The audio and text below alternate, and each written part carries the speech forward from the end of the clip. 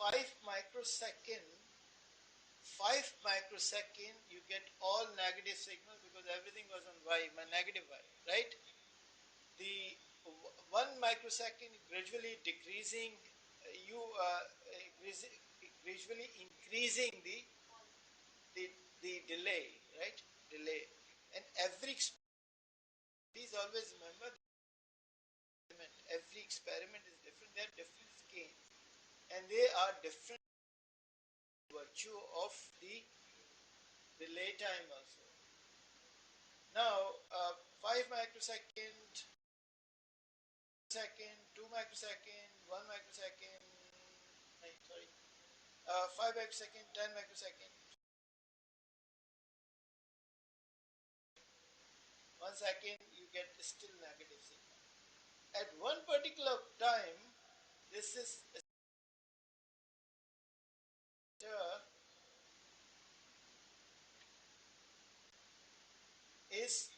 God.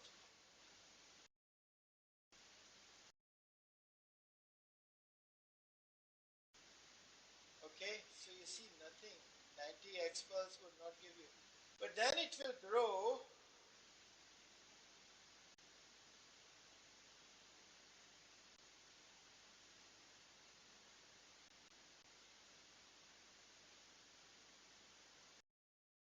Video is not good.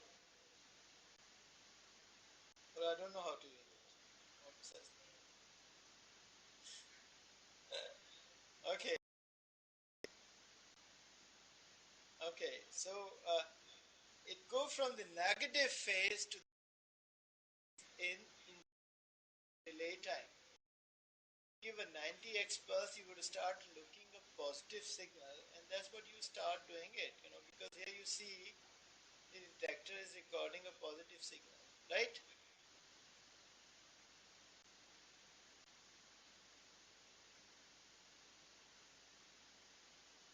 I want to ask you a question.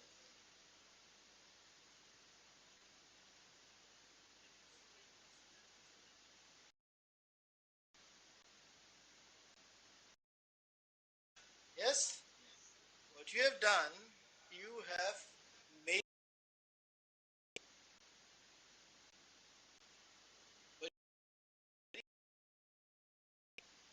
because every time you increase the delay, you converted the maximum negative, and that is your exactly minus 80, from exactly negative Z to exactly a positive Z is your T1, isn't it? Right? And that's how you measure the T1 time. Remember, T1 time is very, very important. If you're recording high resolutions, liquid state NMR spectrum, you need to give a 5 T1 delay. But if you don't know T1 delay, how you will give the 5 T1? Measuring excitation time is, and you do it in a very, very interesting way. Very interesting way. Inversion recovery कहलाता है. This process called inversion recovery. Any question at this stage? Because now we are getting into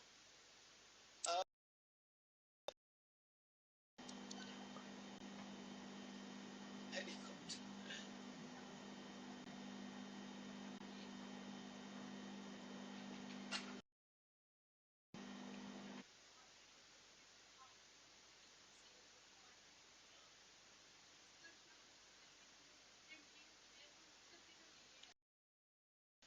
जो standard time delay की symbol है वो ये है. वो difference का symbol होता है actually. So जो del है symbol of difference को क्या कहते हैं? Tau. Tau. This tau is the real symbol of delay.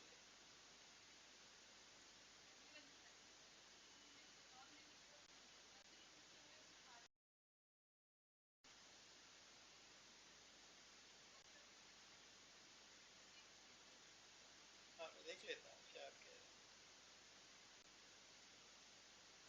T1 ये ये थोड़े से सब्र कर लीजिए. When we talk about equation and two-dimensional advanced spectroscopy, then you would understand it's called evolution time. This is T1 कहलाता है. But remember, this is T2. And I told you that even long before very infamous lecture in a spectroscopy workshop in UC Davis, in which hardly anybody said to hear him. Well before that, people were still calling it T2. So there was an understanding that eventually either a T1 need to be introduced sometime. It really surprised me, and I often think that NMR spectroscopists are saint yet. Sufi hote hain. Okay. So this is what a 1D fuzz experiment is, and that's how you measure the T1 time, spin lattice relaxation time. Sir, Assalamu alaikum. Abdul Samad from Govan University. जी बताइए. Sir, the word shimming is mostly used in. What is it and why it is done? Okay. Shimming we have discussed when we were discussing the hardware. You see, this magnetic field need to be homogeneous. Remember, magnetic field is precisional frequency. And if you have inhomogeneous magnetic field, Abdul Salam भाई agree करते हैं उससे आप?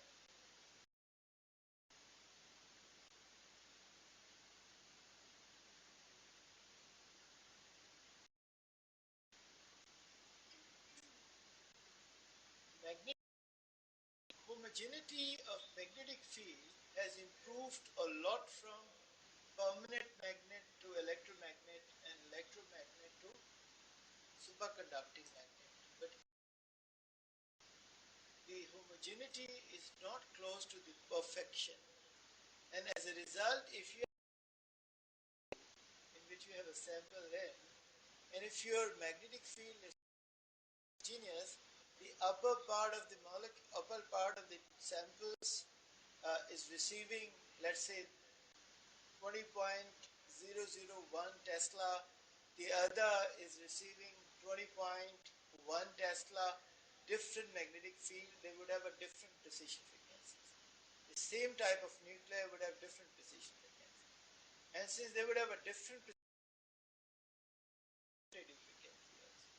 And when they would absorb a different precision radio frequency, their relaxation would also be different. And you would get multiple signal of the same proton type.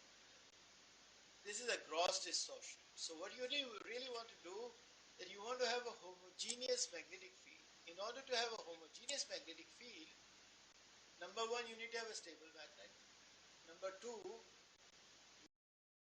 you should have the capacity of tuning the magnetic field. You know, where you can add magnetic field. You should be able to cancel the magnetic field in order to have a uniform magnetic field. Shimming is a process you do. And in your probe, you have a complex network of XYZ coils in which you increase and decrease until homogeneous magnetic field. And you do homogeneous magnetic field against in a very standard sample to see a peak shape. So the peak shape would tell you that it is a homogeneous magnetic field. So shimming is a process to make the magnetic field homogeneous by manipulating in different coils.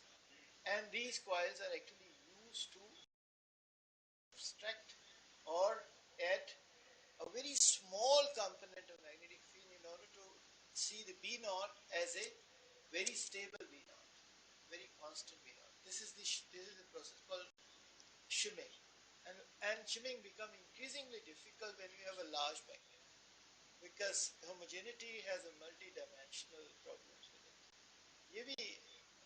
What is this?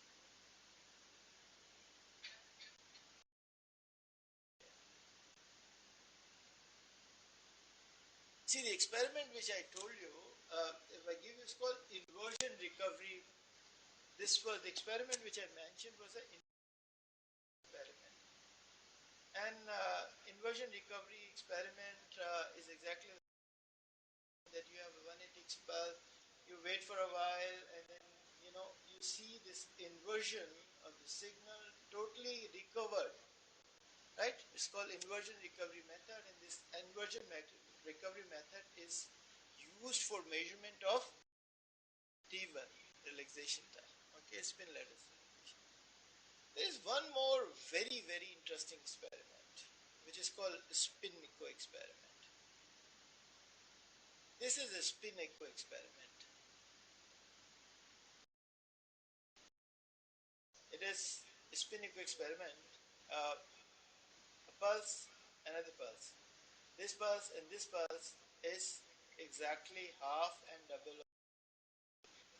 This is 90 and this is 180.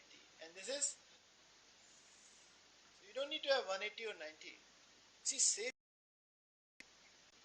It takes time to write 90. Save it. Finish. This is the X 90x pulse, and this is 180x pulse. And this is, what is this in between? Tau, which is a delay, called delay relaxation. And what is this? Number of scales. Number of scales, right? And what is, why we have two of these?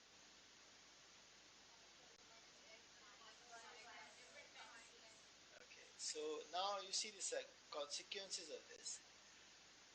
Beautiful experience.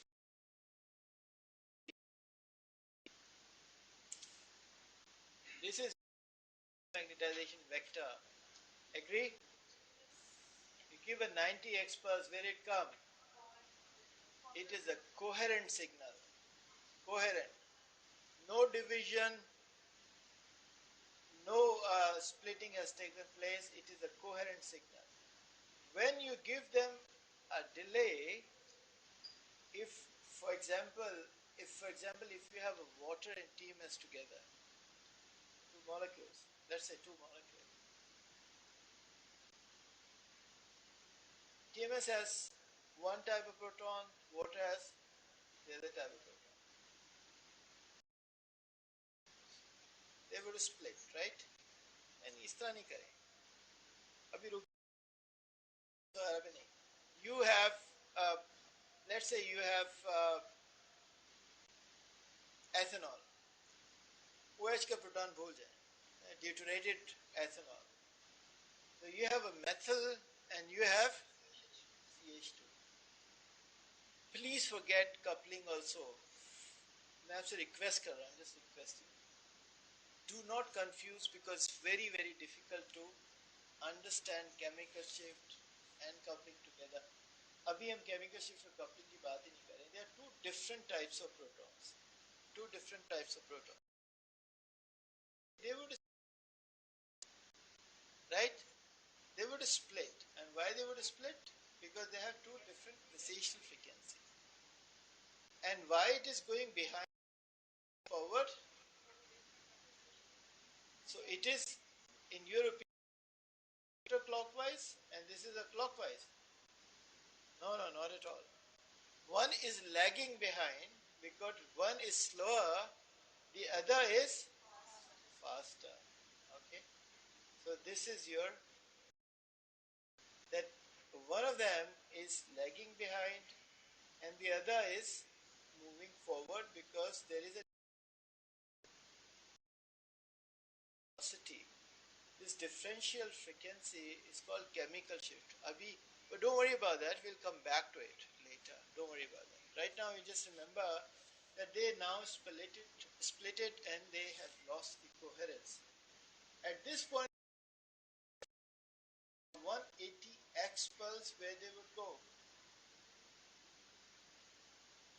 They would go exactly on the mirror image position. So the one which was lagging behind is again,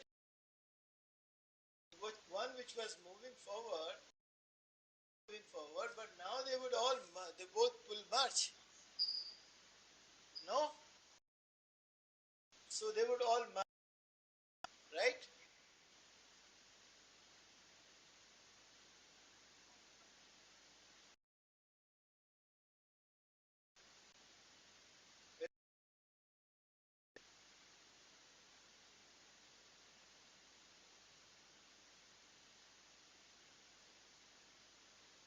No, yes.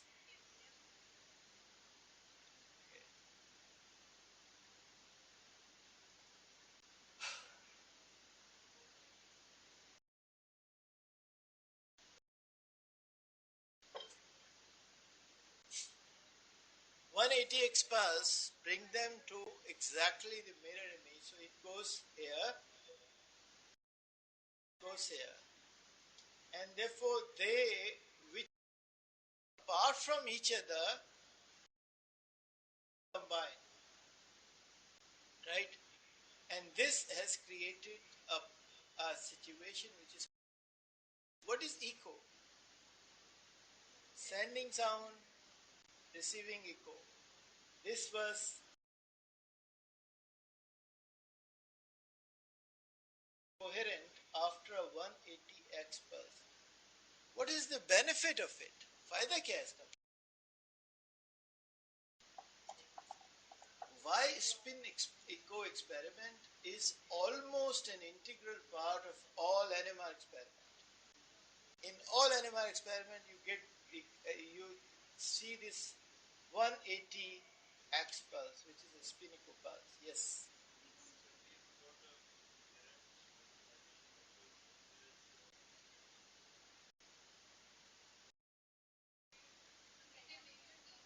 Yes, yes, you're right also. Everybody is right. In the world, everybody is right.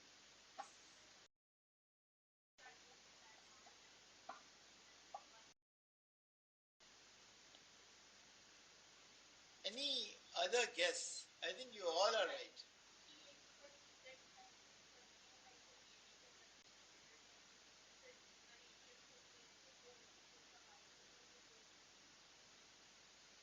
Okay, if it is not right, and when you give a 180 behind, underneath,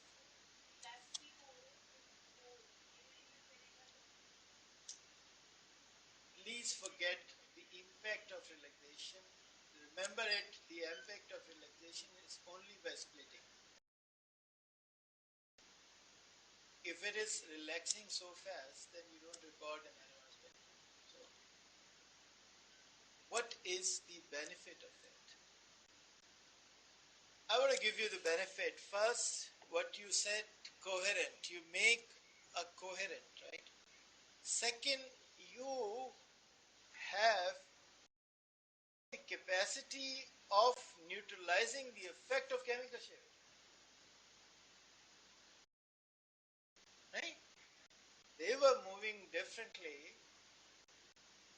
They were moving away from each other because of their chemical shifts, differential. And now you have the capacity of indefinitely, and that means minusing the effect of relaxation,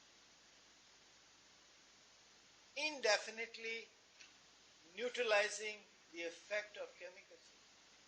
Because you can do it. Now what happened?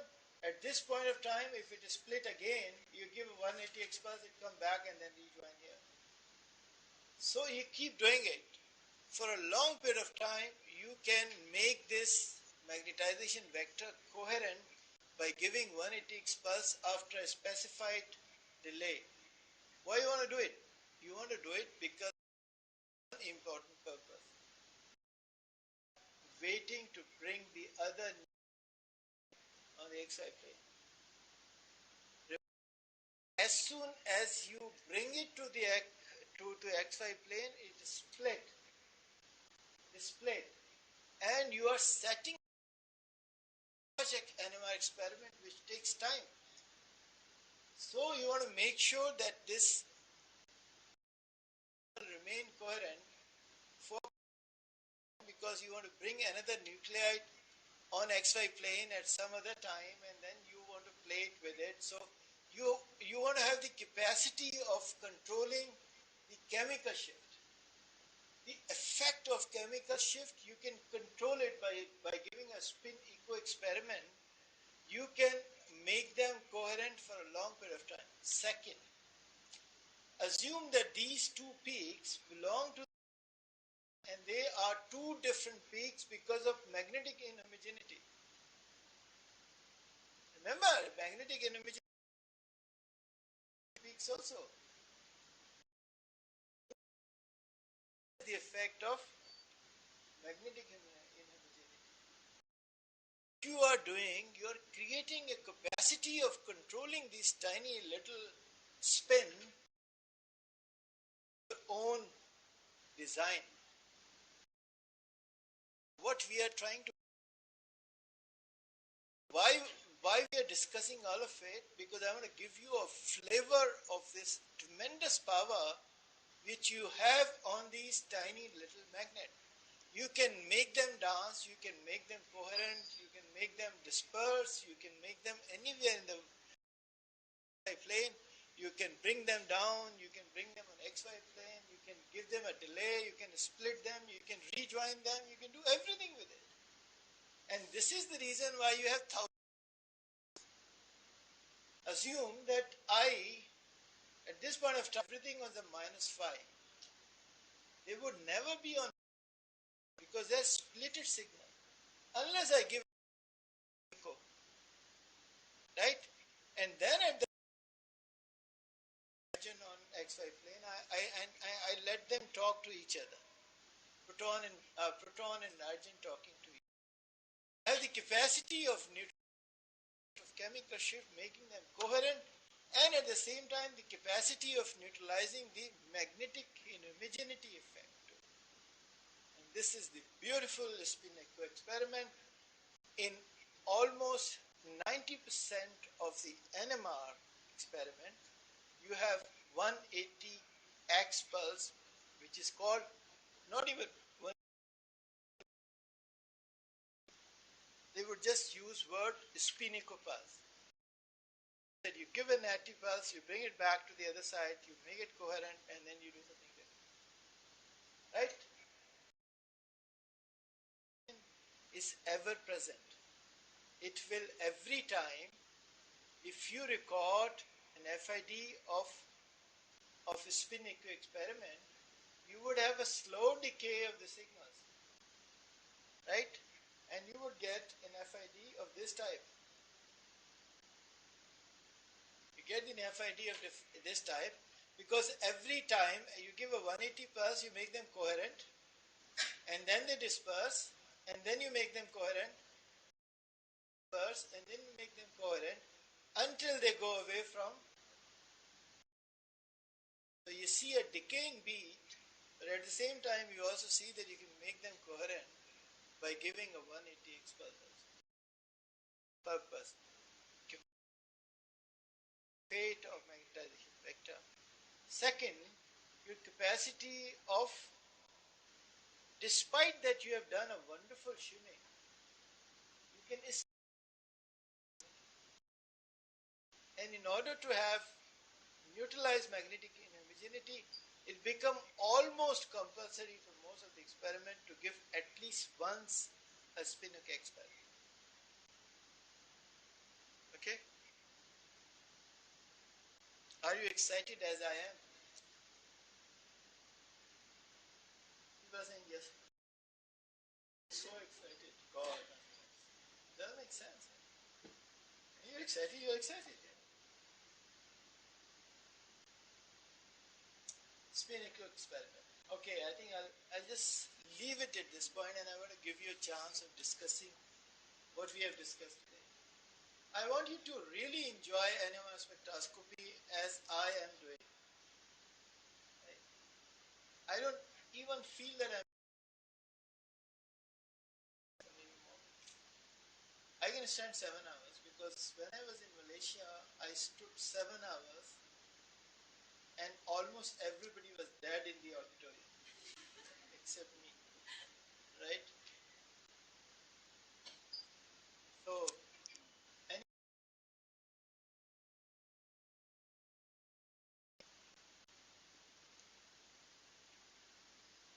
is Ramzan. Yes.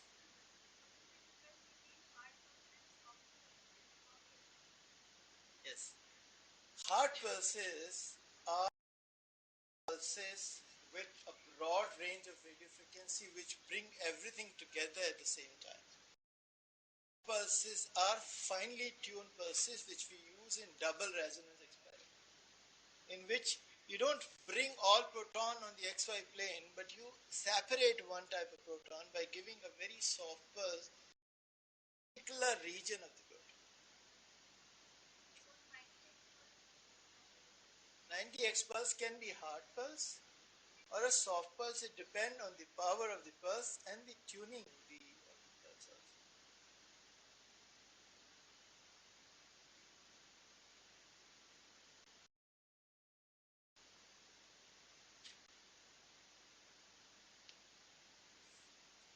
Do we know how to calculate T1 now? But if I want to ask you a question that all the proton would be same. The experiment which I showed you has a flaw that you think that all of them are relaxing with the same speed. This is not the case, right? So remember, this is an average T1. Remember, you have a capacity of time, so you can see the peaks of every proton fully going independent of other. So you can calculate the T1 of every proton in the every type of proton in the separator. Okay.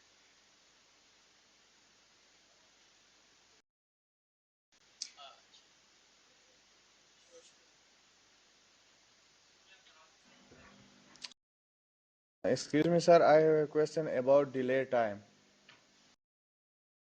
Go ahead. Is there any standard to increase? You can increase or decrease the delay time depending on your need. If you want to have this magnetization vector on XY plane is at a different position, and when you give them a delay, they move in they move on XY plane. So depending on the delay time, you catch them at a different position. For instance, if you have a hockey ground, and if you got a 2-minute interval or 1-minute interval photograph, you would see a one player take place to the other place. But if you take a 2 minutes delay, you would be able to see him at a different position, and a 3-minute delay you would be able to see him at the fourth position. So the delay basically define where your magnetization vector would be on XY plane, and people use delay to play with the magnetization vector because you want to see them at a different position. You have the capacity of understanding the position of these magnetization vector on XY plane.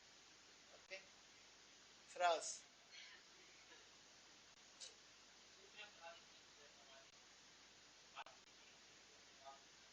Oh, sure.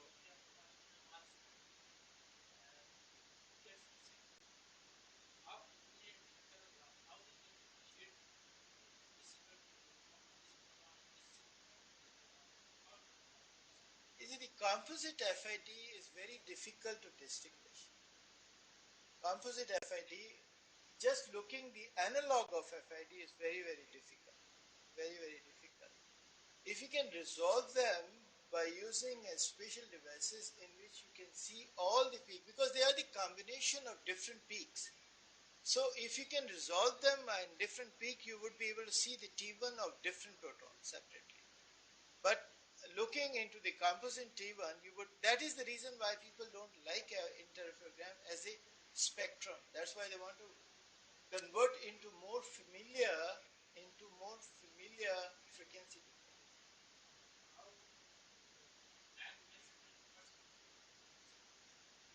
using a Fourier transformation.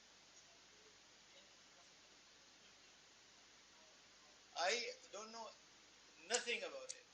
Absolutely.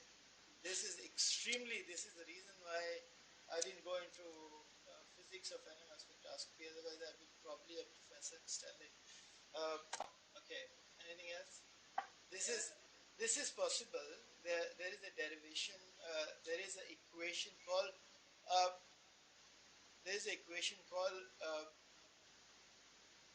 Cooley-Tukey equation, a very famous equation, which is used to convert one unit into the other unit.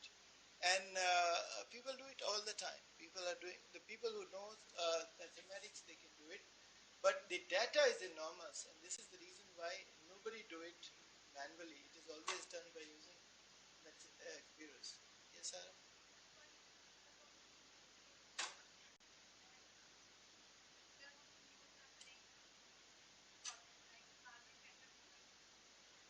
Sure, you can use carbon tetrachloride also.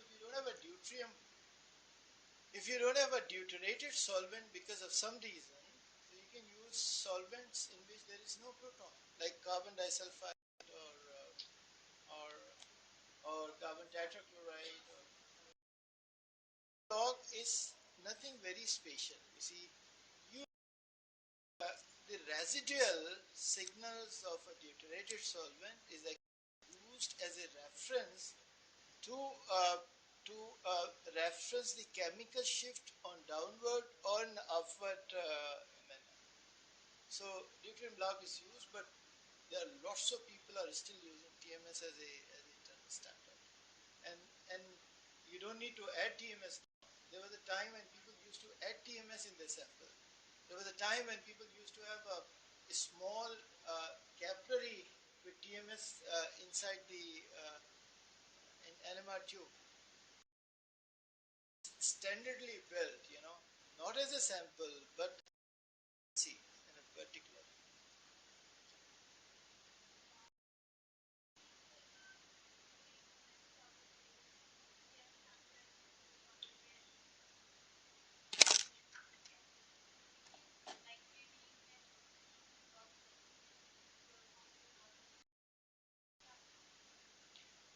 Routine, you see, solvents. Okay, solvents dissolving the substrate, but there are solvents which react with the solute too, and that reaction is not really a covalent reaction; it's a non-covalent interaction, like hydrophobic interaction, hydrophilic interactions of different types. Pyridine is a typical example in which you have a deshelling because it is aromatic in nature and can interact with polar groups like oxys. And when it interact with the polar group, the attached geminal proton go into the downfield region of the spectrum. As a result, you identify, number one, you can distinguish between ether and alcohol, pyridine, and the other is that the geminal protons of alcohol move little downfield, about 1 ppm.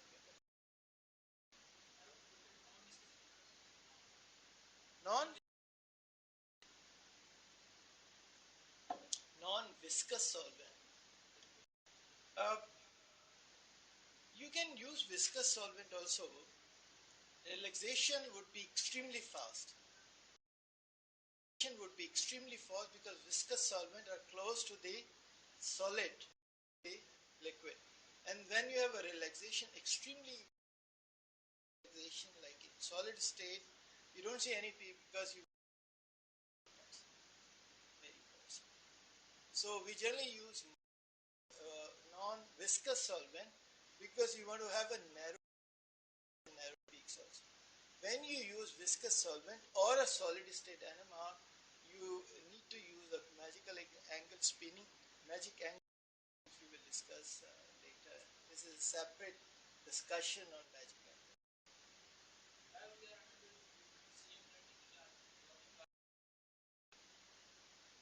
Excuse me?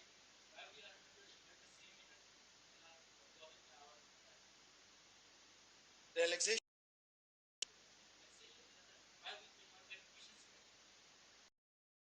frequency.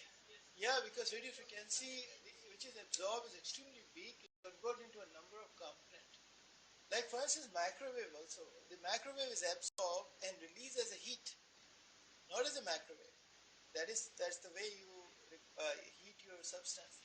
So it is energy. When you give the energy is released. But it's not necessary that you give a radiation and you give exactly identical radiation.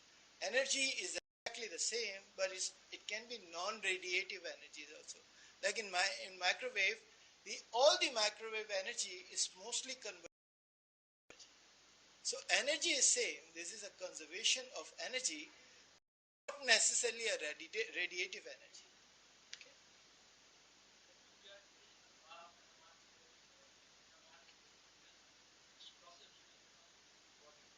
Which difficult, not important, difficult. Because larger magnets are more chances of homogeneity is less in large magnets. More coil. Why a large magnet? Large magnet have more coil of niobium. Lots of coil of niobium. The chances of thickness and all of them are increased exponentially. And when it increases, the homogeneity increases along with it. That is the large magnet is relatively more difficult than small magnets.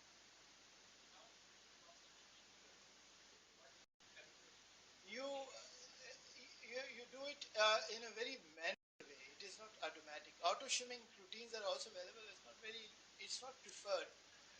You see a peak of your signal, right? And you see that there is a phase incorrection in it.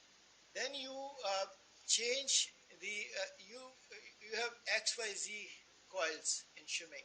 In your probe, you have lots of coil. So when you increase and decrease of these coils, you would eventually reach to a stage, and it's not random. You do it in a very manual way with understanding.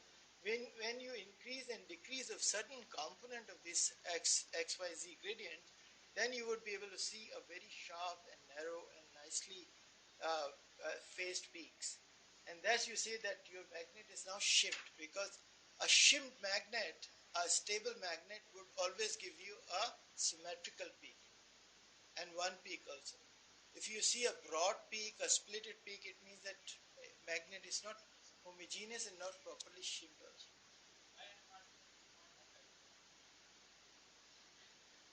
Why you call Ramzan? Why not Ibaj only?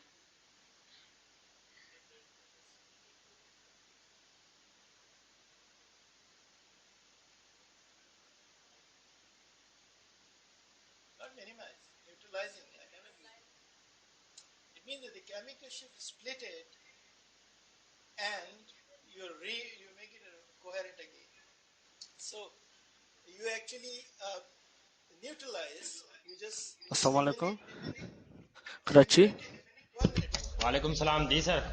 भाईजान आपकी class 5 बजे, अभी 4 बजे दूसरी class चल रही है यार ये मेरे पास चौथे सेमेस्टर है जी 5 बजे यार ये ठीक है मेरे पास मेरी बात तो सुनो भाई जी जी ये चौथे फाइनल सेमेस्टर का एक स्टूडेंट आया कह रहा मेरी क्लास है आज। नहीं क्लास तो है ना, वो अभी क्लास एक चल रही है, इसलिए जो ना 5 बजे क्लास कर रहे हैं। नहीं ये 5598 की क्लास कितने बजे?